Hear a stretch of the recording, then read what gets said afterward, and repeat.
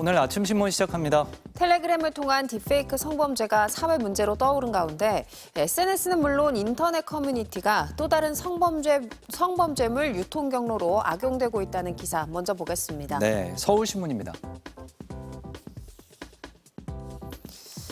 인터넷 포털 사이트 검색창에 특정 제목의 게시판을 검색해 접속한 온라인 커뮤니티의 경우 처음에는 아무 게시물도 보이지 않는데요.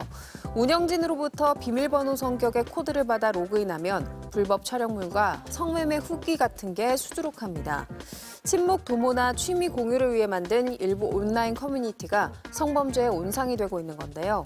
선정적인 주제를 다룰수록 까다로운 절차를 거쳐야 하지만 성인 인증 등을 요구하지 않아 10대 청소년들도 불법 음란물에 무분별하게 노출되고 있다는 지적입니다. 일부 커뮤니티는 가상 사설망을 통해 우회 접속해야만 게시글을 볼 수 있고 해외에 서버를 둬 법적 제재를 피하는 경우가 많은데요. 적극적인 경찰 신고와 국제 공조 수사가 시급하다고 신문은 강조했습니다. 다음은 중앙일보입니다. 서울시와 고용노동부가 추진 중인 필리핀 가사관리사 시범사업 초기 취소율이 56%에 달한 걸로 나타났습니다.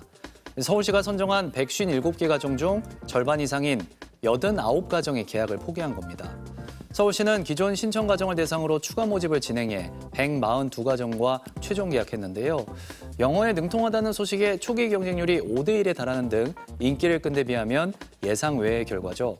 서울시 관계자는 단순 호기심에 신청했거나 돌봄 상황이 바뀐 가정 등이 취소한 거라고 설명했는데요.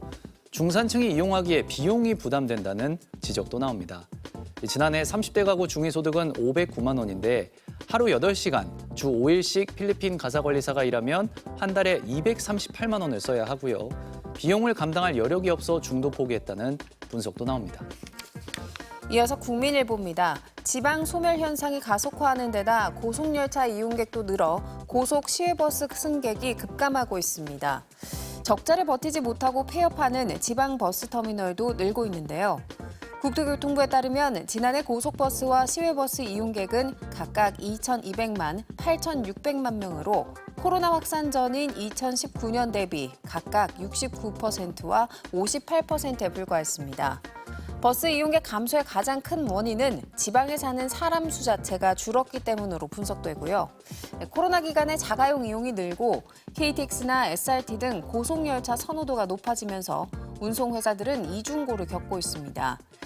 지방 소멸 상황에서 운송 노선 통폐합은 불가피하지만 최소한의 필수 노선은 유지할 수 있도록 지원이 필요하다는 목소리가 나온다고 신문은 전했습니다. 다음은 지역신문 기사 살펴보겠습니다. 먼저 충청투데이입니다.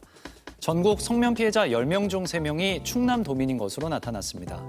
지난 7월 기준 충남도 내에서 성면 피해 인정을 받은 이들은 총 2,468명으로 전국 피해자의 약 31%에 달했습니다. 충남보다 약 6.5배 인구가 많은 경기도보다 약 2배 많은 규모인데요.